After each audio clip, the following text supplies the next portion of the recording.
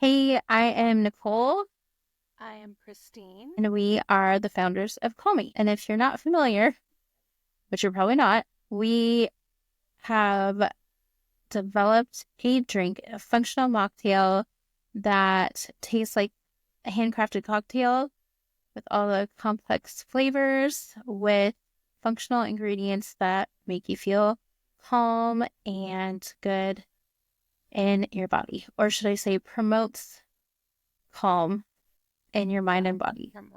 And we decided to do podcasts because we want to build a community, get to know all of you. Hopefully you get to know us and what our story is and come along on this journey. So we are about to launch our Kickstarter. Basically, we have the formula, the recipe. We've met with the food scientists. We've met with the process authority. We have a manufacturer. We have our LLC. Our trademark is pending. We've done all the things. We just need to move forward with production. There's a lot of other things we could do with this money. We're hoping to get from crowdfunding through Kickstarter, but that's like the first thing we need to do is like make the drinks. So we will have that linked somewhere, whether it's YouTube or, it'll be maybe in the caption somewhere. Yeah, and Find it on our website. YouTube, but then also if you go to our website, it's at the top too. Okay. A link to the Kickstarter. Yeah, like we have like a branding team, we have the can design, no, we just need to make them. Everything costs money.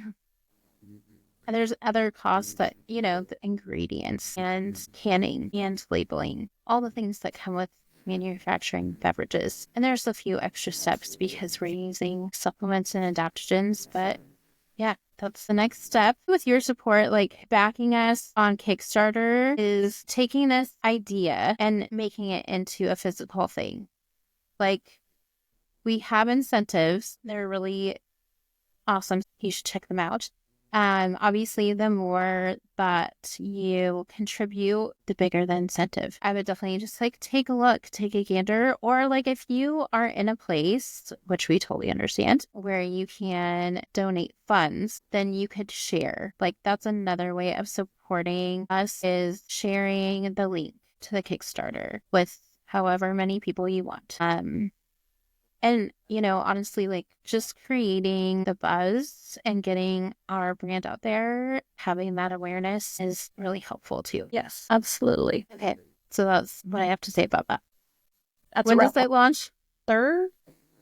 We're shooting for March 3rd, which is next week. Or the 4th? The 3rd or the 4th? The 3rd is a Monday. Yeah. The 4th is a Tuesday. I think you did it on a Tuesday.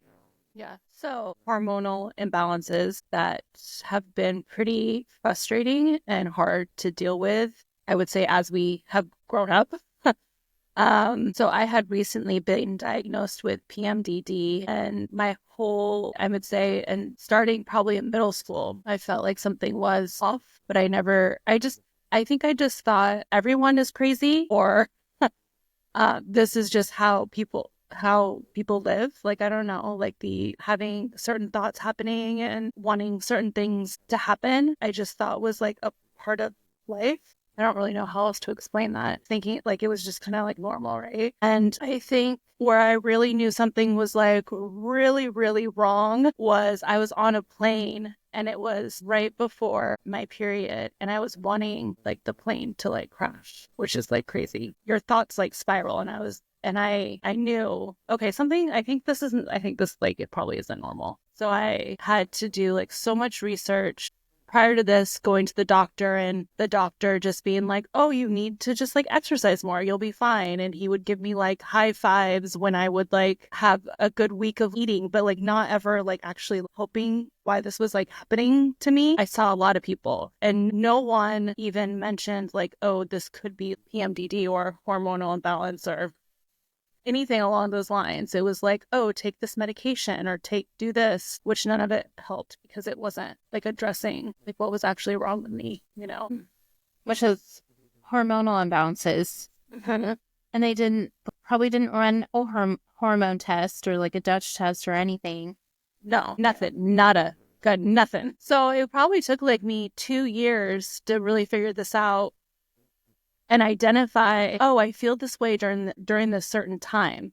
Because I couldn't even really pinpoint that, without having like there was no guidance. So I just couldn't even like pinpoint like why and when I would feel this at these certain times. Then when I finally did, I was like, oh, I get what's going on now. And now I can like address, and now I can manage why and when, Half the battle is kind of knowing what's wrong, like why, and then you got to do something about it. But my story is somewhat similar. Like, I think like I've been kind of struggling with PCOS since I was like 12, but it just progressively got, and I also had kidney stones on top of having cysts, so I would often confuse cysts for kidney stones, but then go in and they wouldn't find kidney stones. So we thought, okay, maybe I've had past them or whatever. But I also, at the same time, looking back now, I had these periods of time during my cycle where I was more impulsive. I had more intrusive thoughts, self-doubt, like kind of leaning into like bad habits. Like it could, like, depending on what old I was or what stage of my life, it could have been eating too much sugar, overspending, or like drinking too much, whatever, because it's like that instant gratification, like wanting that because maybe like there's low dopamine or serotonin, who knows, matched with like impulsive behavior. But I think like it was a functional nutritionist, and I was seeing her more so because I had really bad eczema and just felt inflamed, and we couldn't figure out why. And then she had me do, I think, like a Dutch test, which is very, like, usually very accurate because you do it on your like 18th day of your cycle, and it measures like throughout maybe 48 hours, I don't know, but throughout the day what your hormones are doing using like spit and urine. We found out like my testosterone was a little high, which is very common for PCOS, but it wasn't high enough so that I had like a lot of the visual traits, just high enough to like throw me out of whack a little bit, make it hard to lose or maintain weight, and some other things. But we found like my estrogen was super high, which was masking some of those usual symptoms of PCOS. But when estrogen is high, your histamine is high, which was really bad, caused my skin to be really inflamed, my allergies to be really bad, like right before my period. And then I was producing cortisol at night and melatonin in the morning, which that is totally flip-flopped, right? Like we're supposed to produce melatonin at night and cortisol in the morning to help like get us ready for the day. That was more like managing my like daily rituals, like more environmental factors. Having the excess estrogen was like driving up my cortisol anyway. So especially before my period would start, it would be mayhem. My husband also kind of like figured out my cycle before I did, because I would go through like this whole starting 10 days before my cycle or before I'd start my period, I would start getting like a little more paranoid, a little more like self-defeating, have more intrusive thoughts. It would be really hard for me to let things go. And like the feelings were valid, but like how I was reacting to things, how I was playing things out in my mind, like maybe a little more unreasonable. 3 days before my period would start, I start usually feeling a little bit better, or like maybe right before. I just had really, and I still kind of feel like even with managing and like being able to navigate this, I have like one really awesome week, and then I have like an okay week, and then I have maybe 2 terrible weeks physically and mentally. And also like having a little bit of an insulin resistance due to PCOS was like, I shouldn't be drinking. I mean, I just shouldn't. But then because of the hormonal imbalances and the moodiness and the states where I'd be like maybe a little depressed or like very anxious, like the drinking definitely wasn't helping. Plus it was just like creating more inflammation in my body, and most types of alcohol drive up your histamine. So then I just felt icky, and just knowing all of that, I don't even really like want a drink anymore. I mostly just crave the taste. Like I want to try it, And that's kind of like how this all developed. It's like we wanted to have like a little cocktail, but then didn't want to deal with all the complications of alcohol. Yeah, I literally can't deal anymore. It is painful. Like it hurts to. Yeah. Well, yeah, it causes inflammation in your body. And you have like, so PCOS looks different for a lot of different people, and there's like 4 different kinds. I can't list them right now, but having severe PMDD is so, I like would imagine, very like overwhelming, especially in the moment, because can't even, yeah, it is, because I can't you can't even tell yourself, I am dealing with PMDD. This is the PMDD talking. This is the hormonal imbalance talking, because it just kind of like overrides. Right? Yeah, I've literally acted so crazy. You can't reason your way out of it. Really, yeah, I've done really like crazy, irrational things in the moment, and it's like disturbing, like some of the things that I've done and some of the, you know, how I've reacted to things, because I can't ration and I can't. It's literally like pulsating in my body. I can feel my body like throbbing, and I can feel it vibrating, and it's crazy because I just kind of thought that was normal. Like I was just like, oh, how people live. Like this is just how it is. What you were talking about, being really impulsive, incredibly impulsive, and like just I have to right then, now, do it, like in the most like insane ways. And my poor husband is just like, all right, I guess we're doing this thing, or if that's what you want, babe. And buying a house. I shouldn't have buying multiple houses at once. And then after the deal's done, being like, I don't think I should have done that. But like, here we are. Too late, because in the moment I've made up my mind that this thing's happening and I have to do this thing and there's no other way. And that's how my brain is like working it out, you know? And then once I'm out of it, I'm like, wait, you know, there's some things you just like can't back out of. Like what's done is done. So now I've identified it. And so I'm able to like understand the thoughts that come in and like what's happening, and be like, I would say most of the time, like still I'm sometimes like, okay, this isn't maybe actually how I actually feel or what I actually want done, or I don't want to just drive 5 hours away for no reason and then be like, oh wait, and then come back. Yeah. And it's what is really just so incredibly frustrating and like rage, like the fact that we didn't know until we were 37, and it wasn't my gynecologist or my regular doctor who diagnosed me. It was a few different people kind of outside of traditional medicine that confirmed it, because they had already suspected. But then after that, they were ordering ultrasounds and found cysts. And it's just like, how many women are out there going through this without answers, without treatment, without any like advice, and either just think like they are crazy or don't know why they're in pain, or they think like this is normal for having a period. Because I did. I thought, oh, like you're supposed to feel like I had such heavy bleeding and I didn't realize that was too much.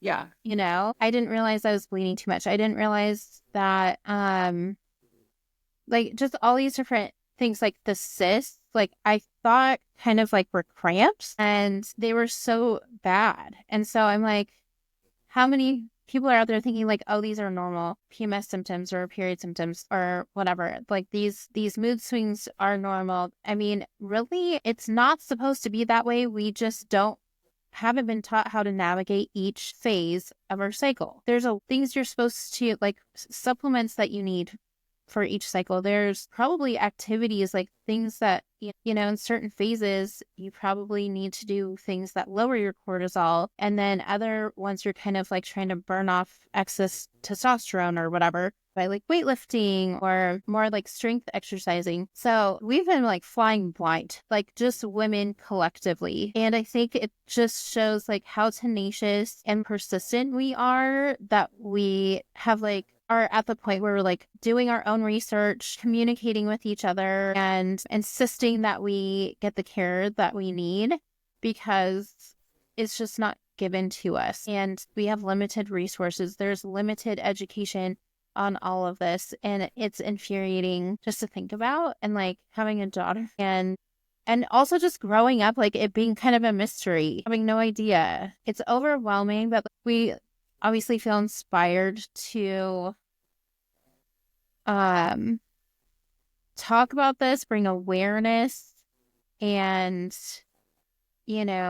have a community that feels like they can share their stories with us or listen to ours and feel like maybe they can relate. Like, we'd love for you to share, like, if you've been through this or in the middle of it. Like, we're not doctors, but we're living it and we're like trying to come out the other side.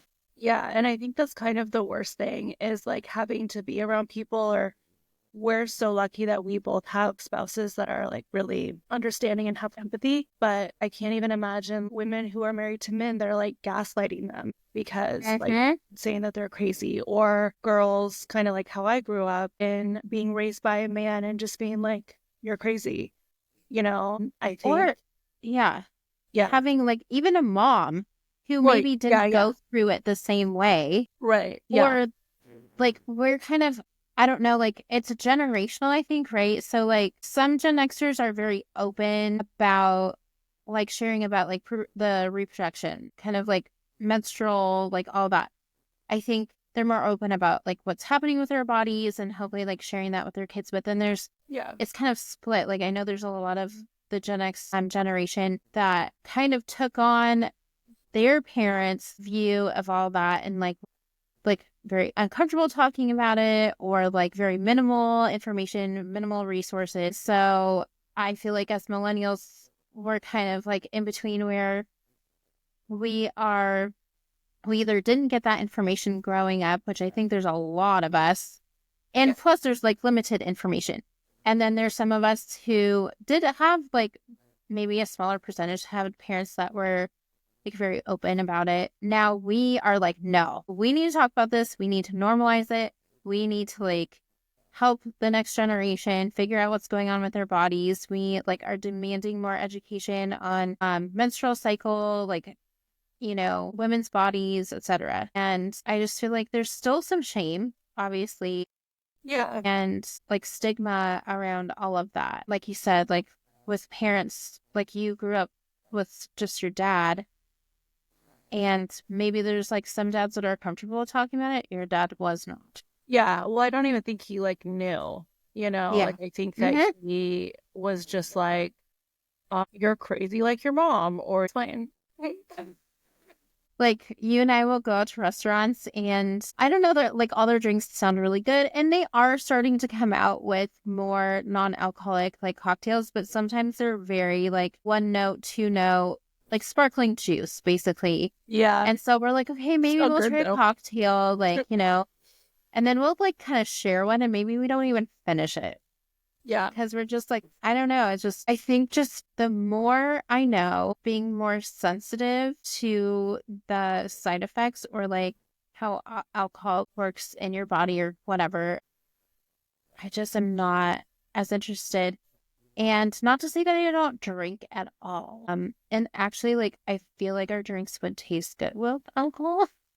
I mean, yeah. I feel like we, I think it was important for me to design it in a way that if you wanted to, you could add a shot of like vodka to it, but then also have one just by itself. So you're drinking, you can like still be drinking, but just like not as much.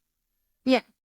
At once. And hopefully, like, because we have certain supplements in our drink that, alcohol's doing this and our drinks are trying to do this. And so maybe I'm not going to say it cancels out all the side effects. Like I can't say that, but you would think with like magnesium glycinate and rhodiola and lemon balm and, all these other supplements that and adaptogens we've like really handpicked and researched so that they work synergistically. You would think like if you added a little alcohol to one of our drinks, you'd feel better than if you didn't.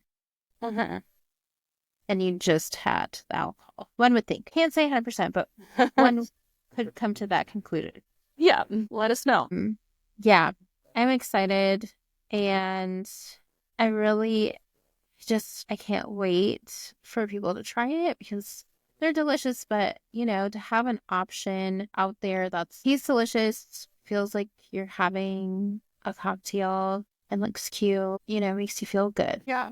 Because that's all we want at the end of the day. To feel good in our bodies. And a lot of people, including myself, take supplements already that like help take the edge off. But sometimes when you're out or you just want to like enjoy yourself and have a drink, it's nice to have the functionality of it because it's so accessible. Like you'd be able to grab it in a store or maybe order at a restaurant or bring one with you or maybe like a vending machine eventually.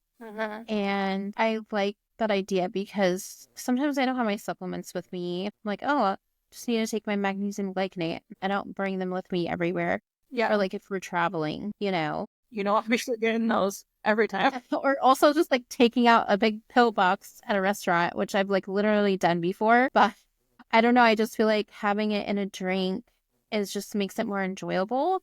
And like there's the social aspect of that too. Not just the convenience, which it is very convenient, but the like social aspect of like I'm gonna go have a drink with friends and I don't want alcohol, but I wanna like feel nice, If you are kind of going through the same thing as Christine and I, where like you're having all these hormonal imbalances, you don't know what's going on, or maybe you've just been diagnosed, or maybe but haven't been diagnosed, whatever stage you're in, whatever phase you're in, we'd love to hear from you and love to hear your story.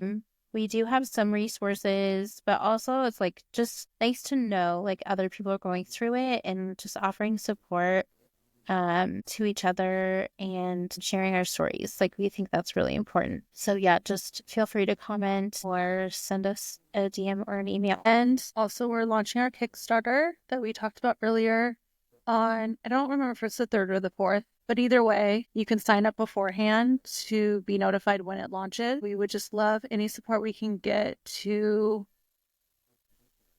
launch. Every little bit helps. Like you think, okay, I can only do $5. We don't care. Yeah. We'll take the $5. Yeah. We'll take it.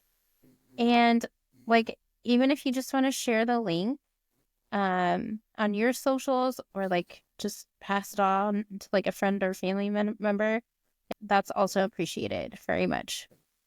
Yeah. We're going to try to do this every week and it'll get better. Yeah. I'll feel better. Yeah. And today's just one of those off days that I have. Yep. Well, and I think we all do, but I think we're just also new at like,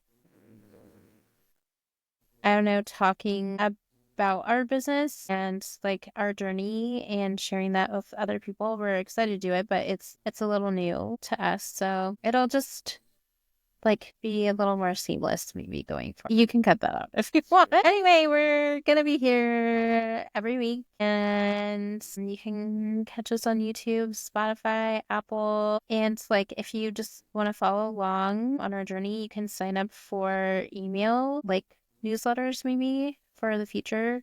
Yeah, on our they website. can also sign up for discounts on our website too. Oh, yes. And then we also have TikTok and Instagram and Pinterest for the inspo. So there you go. Toodles. See you next time. Bye.